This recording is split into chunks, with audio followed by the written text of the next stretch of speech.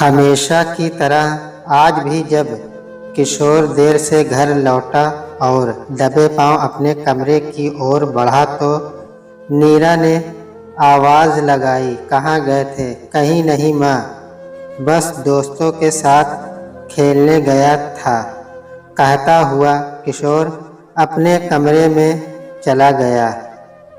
नीरा पीछे पीछे कमरे में पहुंच गई, बोली, क्यों, यह कोई खेल कर घर आने का समय है? इतनी रात हो गई है, अब पढ़ाई कब करोगे? तुम्हें पता है ना, तुम्हारी बोर्ड की परीक्षा है और तुमने पढ़ाई बिल्कुल भी नहीं की है। तुम्हारे क्लास टीचर भी बोल रहे थे कि तुम नियमित रूप से स्कूल भी नहीं जाते और पढ़ाई में बिल्कुल भी मन नहीं लगाते। आखिर इरादा क्या है तुम्हारा? जब देखो आप मेरे पीछे पड़ी रहती हैं, चैन से जीने भी नहीं देती। जब देखो पढ़ो पढ़ो की रट लगाए रहती हैं। पढ़कर आखिर करना भी क्या है? कौन सी नौकरी मिल जानी है? मेरे इतने दोस्तों के बड़े भाई पढ़कर बेरोजगार ही तो बने बैठे हैं। इससे अच्छा है कि अभी तो मज़े कर लो, बाद में देखेंगे, कहकर उसने अपने मोबाइल में म्यूजिक ऑन कर लिया और डांस करने लगा। नीरा बड़बड़ाती हुई अपने कमरे में आ गई। नीरा किशोर की बिगड़ी आदतों से काफ़ी परेशान रहने लगी थी। वह न तो पढ़ाई करता था और न ही घर का कोई काम, बस दिन भर शैतानियाँ करता रहता था। दोस्तों के साथ मटर गश्ती करता और मोहल्ले वालों को परेशान करता, यही उसका काम था। जब भी नीरा उससे पढ़ने को कहती, वह किताब उठाता, थोड़ी देर पढ़ने का नाटक करता, फिर खाने या पानी पीने के बहाने से उठता और दोबारा पढ़ने को नहीं बैठता। नीरा उसकी आदतों से तंग आ चुकी थी। उसे किशोर को रास्ते पर लाने का कोई उपाय नहीं सूझ रहा था। किशोर के पिता एक सरकारी बैंक में अधिकारी थे। वे सुबह 9 बजे से रात 9 बजे तक बैंक के कार्यों में व्यस्त रहते थे। आमतौर पर वे रात को देर से लौटते थे। थके हारे होने के कारण वे बच्चों से ज़्यादा बात नहीं करते थे। किशोर जानता था कि पापा तो घर में रहते नहीं, इसलिए उसे कोई खतरा नहीं। किशोर की बहन साक्षी उससे छोटी जरूर थी, पर काफ़ी समझदार थी और स्कूल का होमवर्क समय पर करती थी। वह हमेशा अपनी कक्षा में अव्वल आती थी। इसके अलावा वह अपनी मम्मी के काम में हाथ भी बटाती थी। कई बार नीरा किशोर को समझाती और साक्षी का उदाहरण भी देती, पर उस पर कोई असर नहीं होता था। किशोर स्कूल जाने के नाम पर घर से निकलता, मगर स्कूल न जाकर वह सारा समय दोस्तों के साथ घूमने फिरने और फिल्में देखने में बिता देता था। इस बात को लेकर एक दिन नीरा के डांटने पर वह उल्टा नीरा को ही चिल्लाकर बोला, मुझे नहीं पढ़ना, प्लीज़ मुझे मेरे हाल पर छोड़ दो। मुझे जो बनना होगा बन जाऊंगा, वरना बाद में अपना बिजनेस करूंगा। मेरे सारे दोस्तों के पापा बिजनेसमैन हैं और देखो उनके पास कितना पैसा है, और मेरे पापा सरकारी नौकरी में हैं, पर हमारे पास कुछ भी नहीं है। क्या फ़ायदा ऐसी नौकरी का? अब तो मैं और भी नहीं पढ़ूंगा, चाहे आप कुछ भी कर लो। किशोर की इस बात से नीरा को गहरा सदमा लगा और उसने किशोर को जोर से एक तमाचा जड़ दिया। किशोर जोर जोर से रोने लगा और रोते रोते अपने कमरे में चला गया। नीरा सोच में पड़ गई कि कैसे समझाएं अपने लाडले को। अगर अभी से इसने मेहनत करना नहीं सीखा तो इसका भविष्य बनने से पहले ही बिगड़ जाएगा। यह सोचती हुई वह किशोर के कमरे में पहुंची। किशोर का सिर गोद में रखा और बड़े प्यार से उसके बालों को सहलाती हुई बोली, बेटा, मैं तुम्हारी दुश्मन थोड़े ही हूँ जो तुम्हें हमेशा पढ़ने के लिए बोलती रहती हूँ। तुम पढ़ोगे तो तुम्हारा ही फायदा होगा और कल जब तुम बड़े आदमी बनोगे तो इससे तुम्हारी ही इज्जत बढ़ेगी। लोग तुम्हारे आगे पीछे घूमेंगे।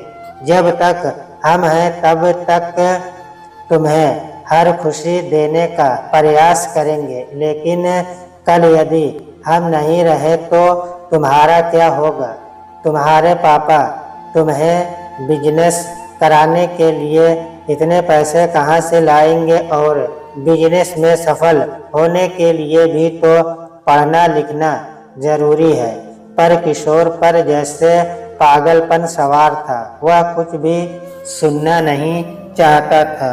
उसने गुस्से में अपनी किताबें कॉपियाँ उठाकर फेंकते हुए चिल्लाकर कहा, माँ, मुझे नहीं पढ़ना लिखना, आप जाओ यहाँ से। किशोर के व्यवहार से नीरा की आंखों में आंसू आ गए। अपने पल्लू से आंसू पोंछते हुए वह कमरे से बाहर आ गई। वह अपनी व्यथा अपने पति समीर से भी नहीं कह सकती थी, क्योंकि वे भी दिन भर की कड़ी मेहनत के बाद रात को देर से लौटते थे और खाना खाकर सो जाते थे। कई बार तो रविवार को भी उन्हें बैंक जाना पड़ता था, इसलिए उसे अपने पति से कुछ ज़्यादा उम्मीद नहीं थी। इसीलिए उसके सिर में तेज दर्द होने लगा था। वह अपने कमरे में आकर लेट गई।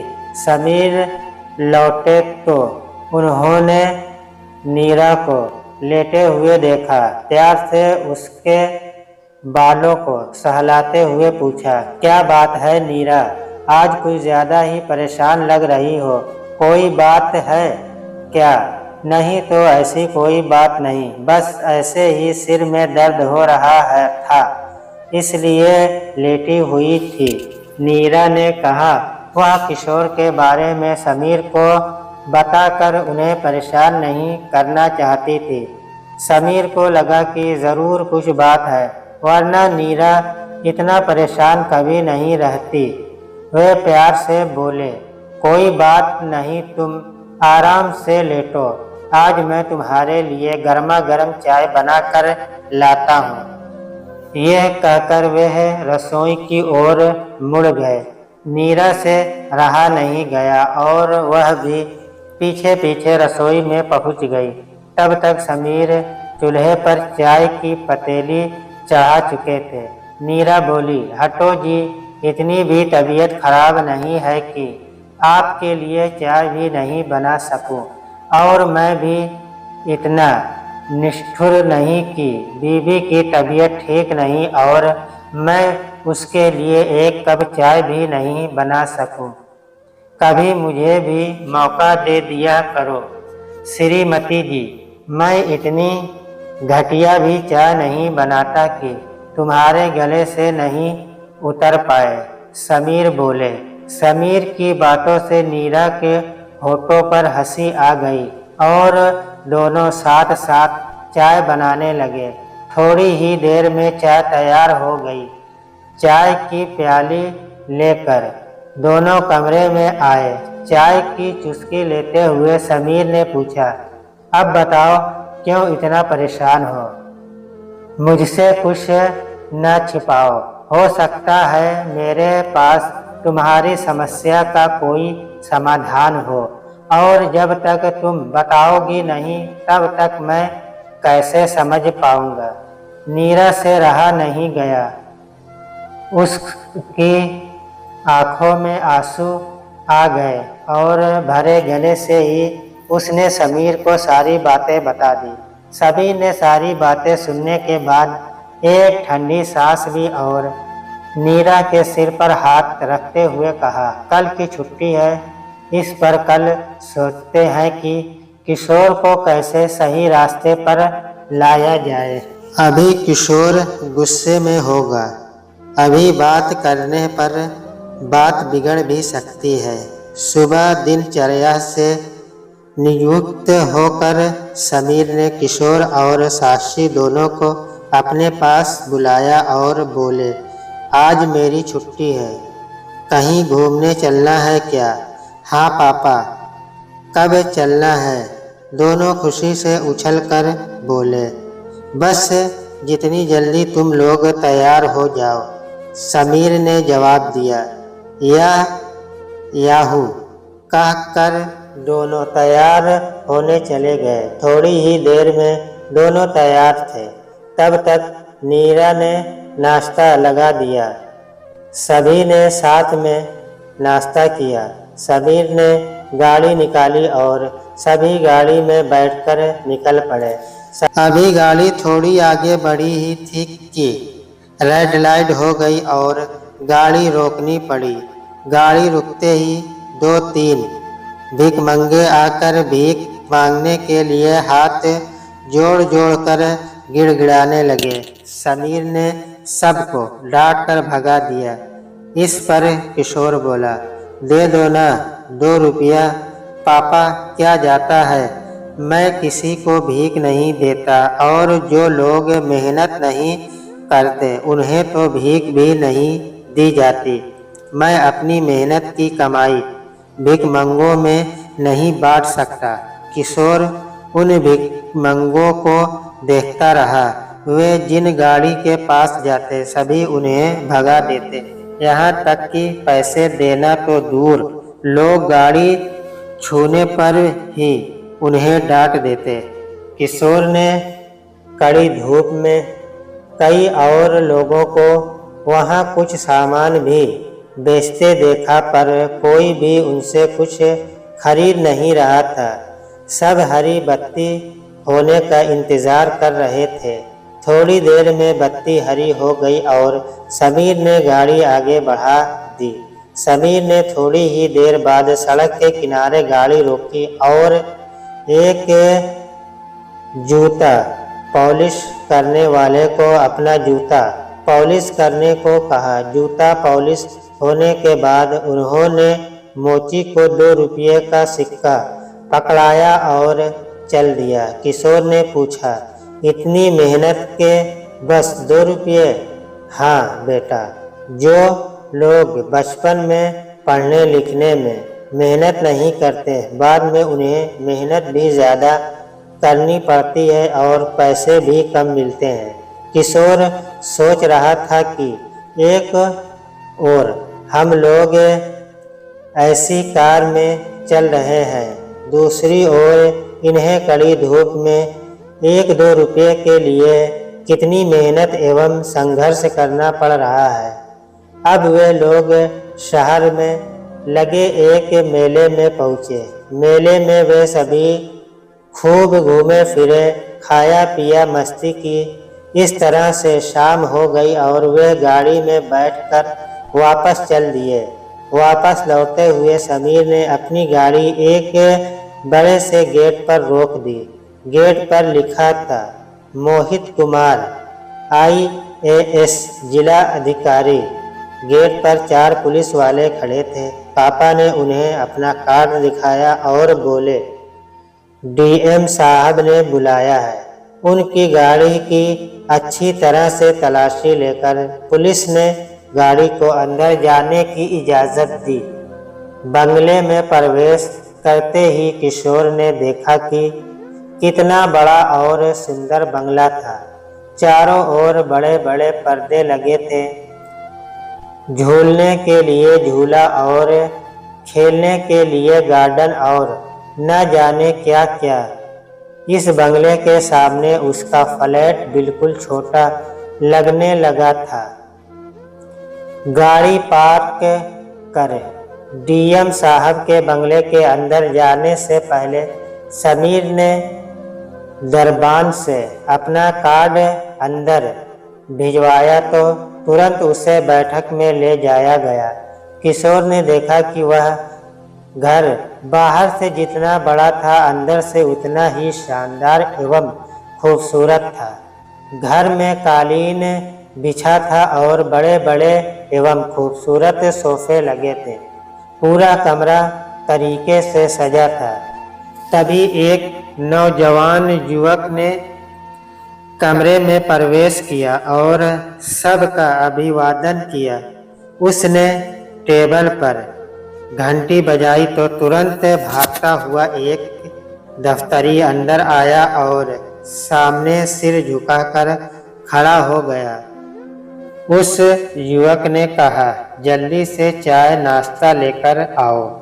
समीर ने उस युवक का परिचय सबसे कराते हुए कहा, इनका नाम मोहित है और ये हमारे पुराने मित्र के बेटे हैं और हाल ही में ये इस शहर के नए डीएम बनकर आए हैं। रात को मैं हमेशा देर से घर लौटता हूँ। आज छुट्टी थी और इन्होंने बुलाया तो सोचा कि आज ही हम इनसे भी मिल लेते हैं। डीएम साहब का परिचय पाकर किशोर और साक्षी भैया भैया कहकर उनके पास जाकर बैठ गए और उनसे बातें करने लगे। किशोर ने उनसे कहा, भैया आपके तो बड़े ठाठ हैं और तो इस शहर के सबसे बड़े अधिकारी हो।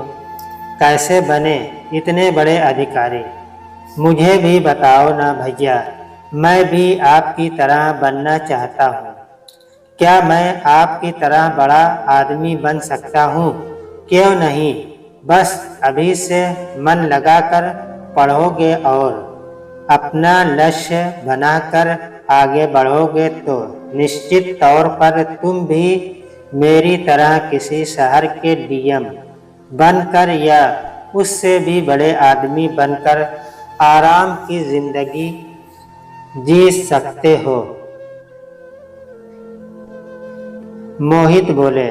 थोड़ी देर में मोहित भैया ने सबको खाने की टेबल पर आमंत्रित किया, जहां अनेक प्रकार के व्यंजन लगे थे और उन्हें सलीके से सजाया गया था।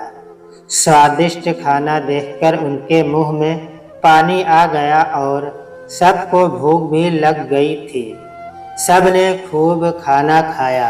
खाना खाने के बाद मोहित भैया सबको गाड़ी तक छोड़ने आए।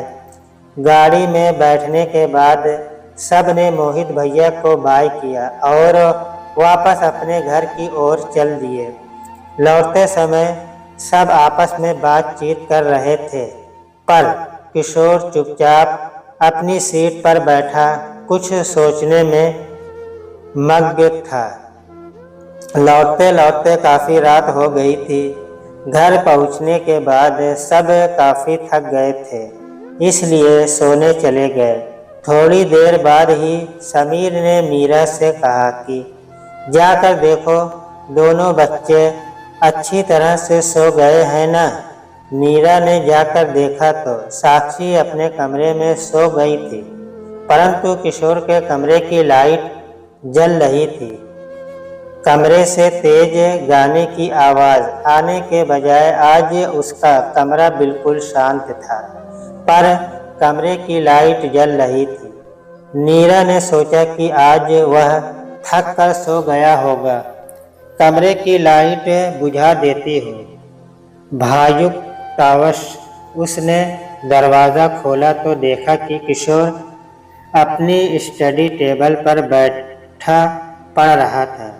नीरा को आश्चर्य हुआ और वह बोली, बहुत रात हो चुकी है, सो जाओ बेटा, कल पढ़ाई कर लेना। नहीं माँ, मैं पहले ही बहुत समय खो चुका हूँ। अब मैं तो बस मोहित भैया की तरह बड़ा आदमी बनना चाहता हूँ। आप जाओ, सो जाओ, मुझे अभी बहुत पढ़ना है। किशोर की बातें सुनकर नीरा की आंखों में आंसू आ गए, पर आज उसकी आंखों में आंसू खुशी के थे। वह तेज कदमों से अपने कमरे में आ गई जहां समीर उसका इंतजार कर रहे थे। वह समीर के कंधे पर अपना सिर रखकर बोली, जो बात मैंने किशोर को महीने में नहीं समझा पाई, आपने सिर्फ एक ही दिन में उसे समझा दी। समीर ने नीरा से कुछ न कहा, बस नीरा की पीठ सहलाने लगे और आज न जाने नीरा को समीर का ऐसा सहलाना कुछ अजीब सा सुकून दे रहा था। एक ऐसा सुकून जो उसे थोड़ी ही देर में एक संतोष भरी नींद के आगोश में ले गया।